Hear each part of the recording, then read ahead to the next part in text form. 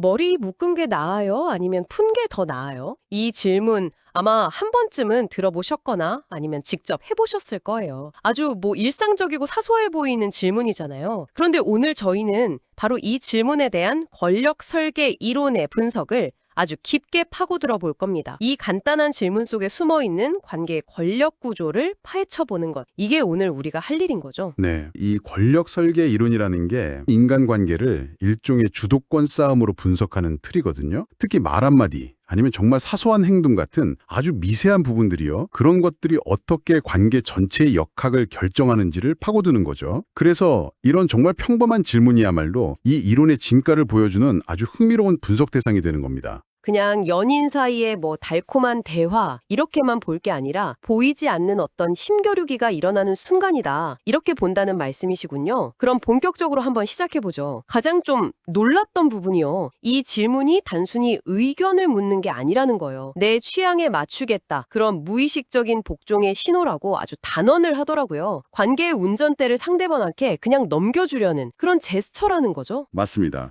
이 이론은 그걸 리더십의 기회가 주어졌다고 해석을 해요. 상대방이 나의 기준이 되어달라. 이 관계의 방향을 당신이 좀 설정해달라고 암묵적으로 요청하고 있다는 겁니다. 이건 단순히 머리 스타일에 대한 답변을 넘어서는 거죠. 관계의 리더 역할을 제안받은 것과 마찬가지다. 이런 분석이에요. 여기서 어떻게 반응하느냐에 따라서 두 사람의 관계 구도가 완전히 달라질 수 있다고 보는 거고요. 바로 그 제안을 받았을 때 대부분의 착한 남자들이 하는 실수를 자료가 아주 날카롭게 지적하더라고요. 틀릴까봐 두려워서 둘 다 예쁜데 혹은 네가 좋은 걸로 해. 이렇게 중립적인 답변을 하는 거예요. 가장 안전해 보이는 중립 기여라는 재미있는 표현이 있던데 그게 바로 이 상황을 말하는 거죠. 네, 그렇죠. 하지만 이론에 따르면 그 안전한 답변이 사실은 최악의 결과를 낳는다고 경고합니다. 왜냐하면 상대방은 결정을 원했는데 그 책임을 다시 떠넘기는 회피행위로 비치기 때문이에요. 상대방 입장에서는 나를 위해 확신을 보여줄 사람을 기대했는데 그 기대가 무너지는 순간이죠. 결국 이 답변에서 상대가 느끼는 건 배려심이 아니라 주관도 취향도 없는 지루한 나약함이라는 겁니다. 그 부분이 저로서는 좀 충격적인데요. 저는 그게 당연히 배려라고 생각했거든요. 상대방의 의견을 존중해 주는 거니까요. 그런데 이 이론은 그걸 나약함으로 본다는 게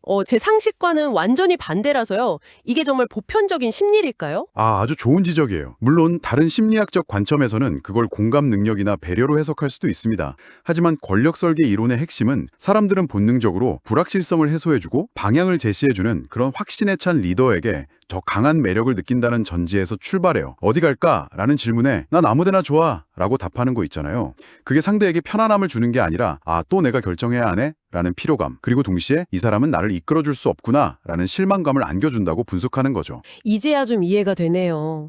이게 배려의 문제가 아니라 결정의 책임을 누가 지느냐 이 관점으로 보는 거군요. 듣고 보니 뭐 먹을까 할 때마다 아무거나라고 하는 친구 보면 가끔 답답할 때가 있긴 했어요. 그런 맥락이군요. 그렇다면 이 이론이 제시하는 해결책은 뭔가요? 배려를 하자니 나약해 보이고 정말 답이 없는 상황처럼 느껴지는데요. 이 이론은 아주 구체적이고 단호한 지침을 내립니다. 망설이지 말고 당신의 취향을 명령하라는 거예요. 예를 들어서 이렇게 말하라고 제시하죠. 푼 건 섹시하고 묶은 건 단아해. 근데 난 섹시가 끌리네. 풀어. 아니 근데 이게 너무 독단적으로 보이거나 상대방 기분을 상하게 할 위험은 없을까요? 자료에서는 그 점에 대해 뭐라고 하나요? 충분히 그렇게 느끼실 수 있습니다. 여기서 중요한 건 명령이라는 단어의 뉘앙스인데요. 이게 강압적인 통제를 의미하는 게 아니에요. 이 답변이 왜 강력한지 그 구조를 좀 뜯어볼 필요가 있습니다. 첫째, 푼 건 섹시하고 묶은 건 단아하다. 이러면서 상대방이 제시한 두 선택지의 가치를 모두 인정해줍니다. 상대방의 고민을 무시하지 않는 거죠. 일단 존중을 해주고 그렇죠. 둘째, 그럼에도 불구하고 근데 난 섹시가 끌린다. 자신의 확고한 취향을 명확하게 선언합니다. 그리고 마지막으로 풀어라고 행동의 방향을 명확하게 제시하죠. 이 세 단계가 결합되면서 단순한 독단이 아니라 상대를 존중하면서도 방향을 제시하는 리더십으로 완성되는 겁니다. 단순한 선택이 아니네요. 가치 판단, 그리고 선언, 마지막으로 지시까지 포함된 하나의 완결된 메시지군요. 그냥 풍계나 라고 말하는 것과는 완전히 다르네요. 자료에서 남자의 확고한 취향은 그 자체로 여자에게 강력한 기준점이 된다는 말이 바로 이 의미였군요.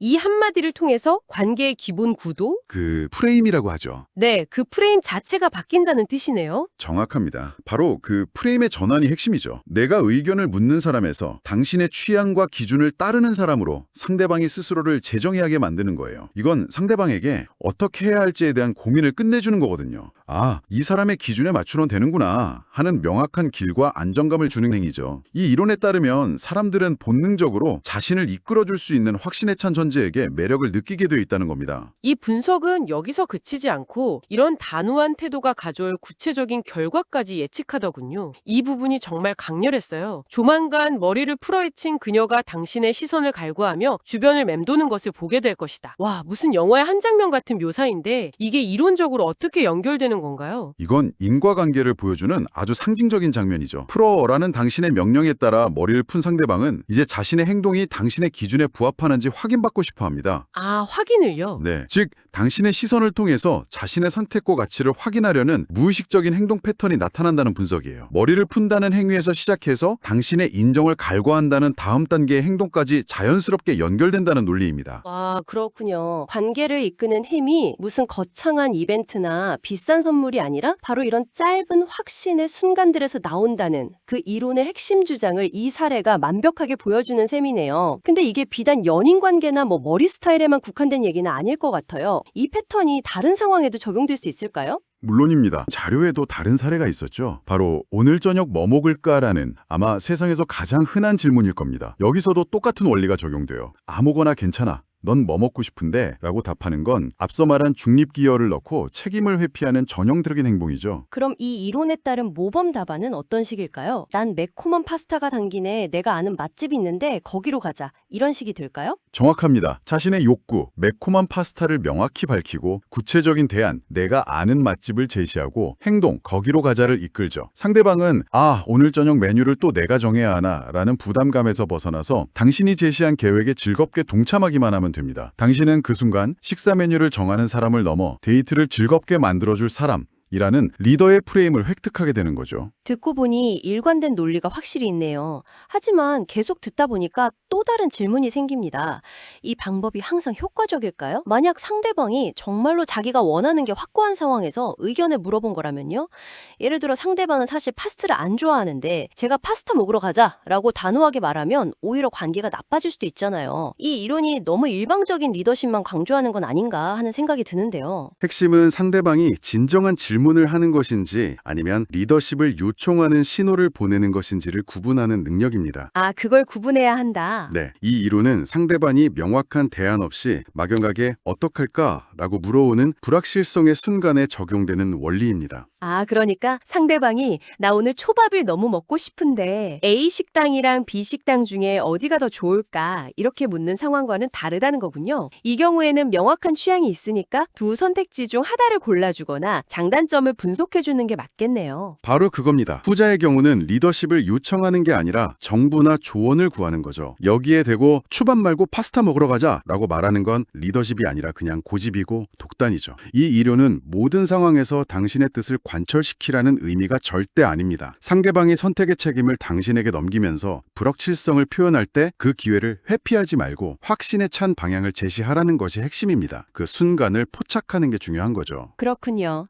상황을 읽는 눈이 전제되어야 한다는 말이네요. 무조건 단호하게 나간다고 되는 게 아니었군요. 이제야 균형이 좀 잡히는 느낌입니다. 자, 이렇게 해서 하나의 질문을 권력 설계 이론이라는 렌즈로 깊이 있게 들여다봤습니다. 머리 묶은 게나 푼 게나라는 아주 평범한 질문에서 시작해서 관계의 주도권, 무의식적인 신호, 프레임 전환, 그리고 리더십의 본질까지 파헤쳐봤네요. 결국 이 이론이 말하는 핵심은 관계를 지배하는 힘은 거창한 무언가가 아니라 사소한 선택의 기로에서 방향을 제시하는 작은 확신에서 나온다는 것이었습니다. 네.